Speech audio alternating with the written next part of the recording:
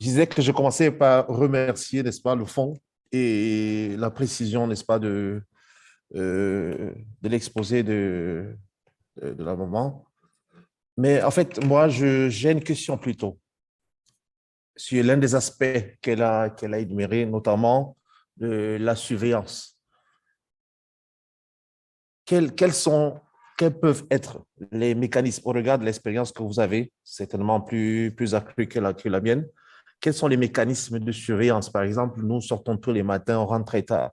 Comment faire pour avoir une mainmise ou un certain regard de ce qui s'est passé à la maison? Bon, peut-être qu'il n'y a pas de solution de caméra pour ceux qui ont peut-être, je ne sais pas, quelles sont les différentes possibilités de surveillance?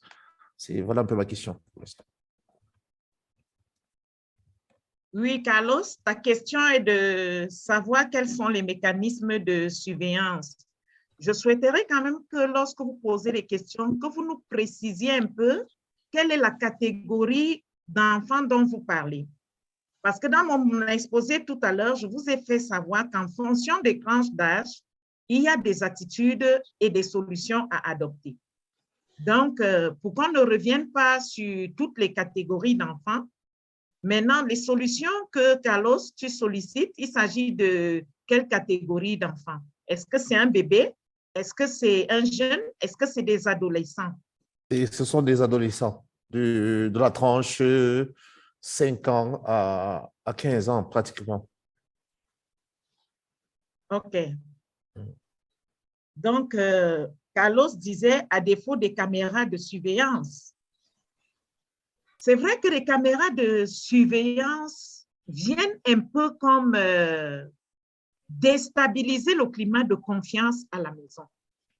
Déjà, pour ma part, peut-être les autres pourront donner leur position sur ces caméras. Un enfant qui se sent espionné, surveillé à longueur de journée par le parent, va trouver les voies de contournement pour justement faire ce que les parents ne veulent pas voir. Donc, pour ma part, la caméra vient comme un élément dissuasif peut-être, mais qui vient rompre davantage la communication avec les enfants. La chose à faire, Carlos, c'est de gagner la confiance de vos enfants. Il faut que votre enfant puisse vous dire au retour du boulot, maman, voici ce qui s'est passé. Je voudrais vraiment bénir le Seigneur parce que je suis une mère heureuse. Quand je rentre chez moi le soir, vraiment, comme le Seigneur m'a béni par 6 merveilleux enfants, 6 enfants, vous pouvez comprendre les conférences que je tiens avant de dormir le soir. C'est tout le monde qui veut me raconter sa journée. C'est tout le monde qui veut me donner les détails de ce qui s'est passé. C'est tout le monde qui veut me poser une question. Ça n'a pas commencé hier. Ça a commencé depuis le bas âge. Depuis qu'ils étaient tout petits, je leur ai dit, il faut rendre compte à maman et à papa chaque fois dès qu'ils sont de retour. Ça a été cultivé par ces enfants et aujourd'hui, le climat de communication est tellement fluide. En dehors de la confiance, Carlos, je ne crois pas qu'il y ait une astuce plus efficace. Si vous passez pour un policier ou pour un espion, vous allez augmenter le grade, je veux dire, le grade de vos enfants en imagination. Donc, ce que je conseille vraiment, essayez de gagner la confiance des enfants, communiquer. Ils sont les seuls qui puissent vous rendre compte de l'exactitude des actes qu'ils posent. Pour ma contribution, voilà. OK, bien reçu. Merci beaucoup. Merci. OK. Merci Marie-Ange pour cette astuce. La confiance, très important.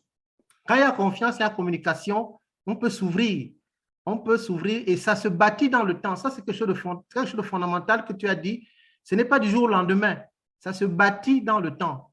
Alors, même si ce n'est pas encore le cas, il ne se fait pas tard. On peut toujours faire renaître cette confiance-là. Je crois qu'on va faire une thématique sur comment établir la confiance avec les ados. On va faire une thématique là-dessus. OK? Quelles sont les astuces pour pouvoir ramener les ados, même si on n'a pas pu le faire quand ils étaient plus jeunes, comment faire pour pouvoir le ramener? Donc, cette confiance est importante.